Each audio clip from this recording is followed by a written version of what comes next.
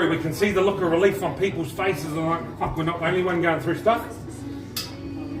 So, farmers, over the years, I said farmer, mechanic, the farmers get to go home at night and talk to, see the wife and the kids, and they've got lions, young farmers, Rotary, and those sort of things. Truck drivers are on the road all hours of the day and night, so I've got no one to talk to. So, years ago, I got a wee caravan, filled it with the tea and the coffee, and parked it on the side of the road at Rangatana, just for anyone to stop and have a yarn about life, positive thinking and mental health.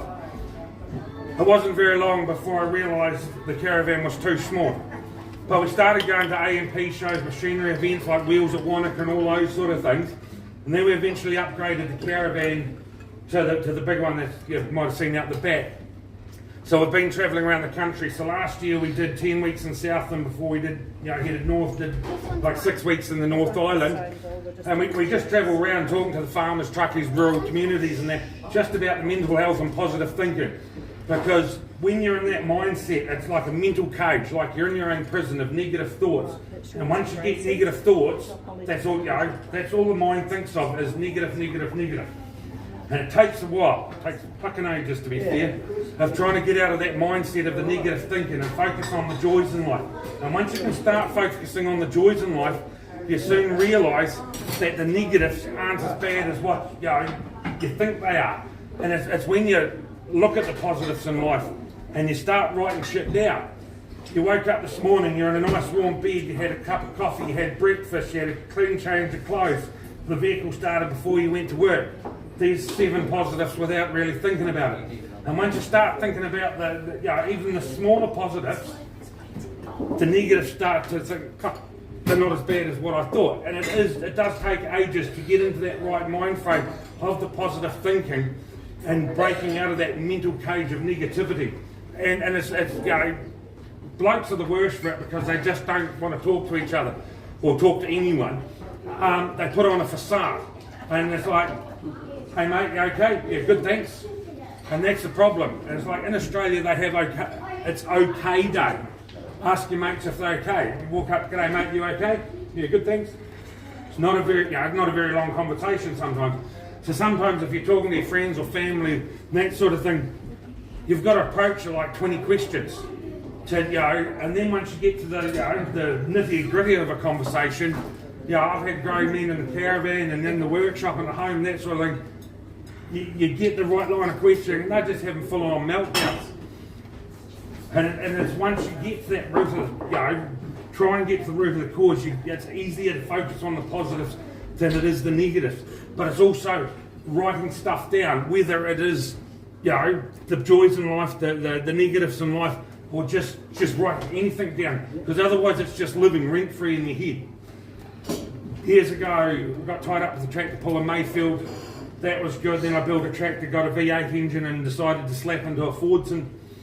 Then I had another tractor and I thought, right, we'll slap an engine in this. And I looked at it and thought, what's the point of two tractors for one event a year? Let's build a tractor pull sled.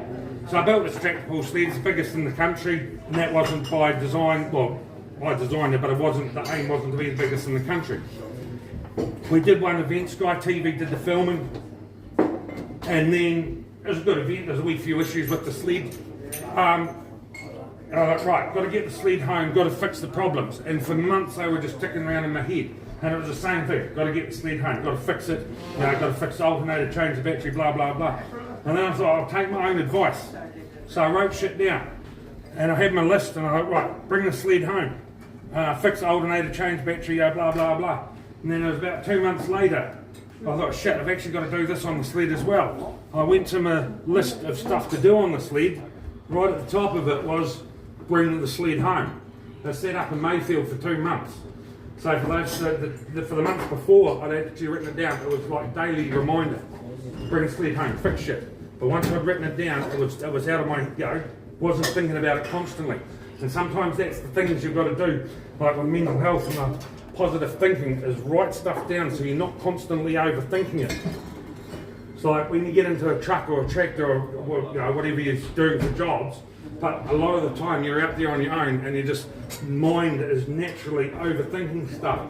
So like I was a truck driver, so you get into the truck and Get into the truck. Get into the truck in Ashburton because I was going into Cargill. She's got recording, so I've got going Ashburton because you can't do Christchurch into Cargill. I'm back in the legal shift. So I got into the truck, went into Cargill. I filled up with fuel at Milton. Went into Cargill, was out of one truck and into another truck and straight back to Ashburton. I seen one person at the fuel stop in Dunedin. So that was a 14-hour shift, one person for 5 minutes. The rest of the time it was me, just me and my thoughts, constantly overthinking them. So when I got into the truck in the morning, the problems were the size of a teaspoon. And the brain naturally overthinks stuff. And by the time I got out of the truck, those same problems got overthought to the size of a 10-litre bucket. And it is the biggest mindset that you've got to try and get around is focusing on the joys in life. And as I said, it is a real hard thing to do. And like I just did a video before about, I did one the other day, oh crap, can't think of it now. Pareto's law. 20% of your effort gives you 80% of your results. So 20% of Alana's customers will give her 80% of the business sort of thing. And it's the same with mental health and that sort of thing, and overthinking is 20% of your thoughts are going to give you 80% of your problems. Just like when I'm in the workshop, 20% of what I'm fixing causes 80% of my friggin' swearing.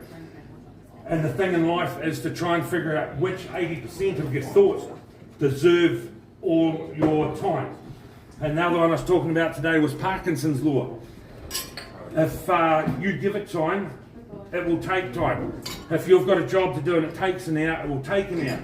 But at the same time, if you give it a week, it will take a week. You'll overthink it, you'll try to aim for perfection, and you'll try and make it perfect, where you could just do the job and out, yeah, that's good enough, and out the door it goes, sort of thing. And it's the same with your mental health and your thoughts and your thinking.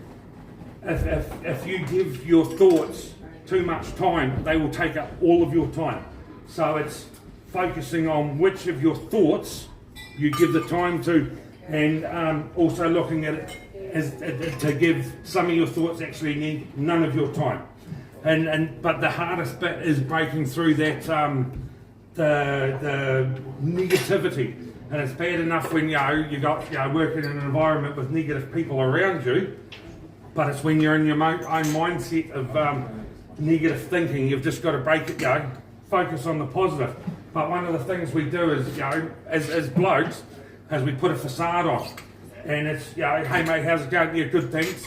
Because you want to put that brave face on. You don't want to appear weak to your friends or your family or your co-workers and that sort of thing. So you're sort of white knuckling it, trying to get through the day to get to the next day.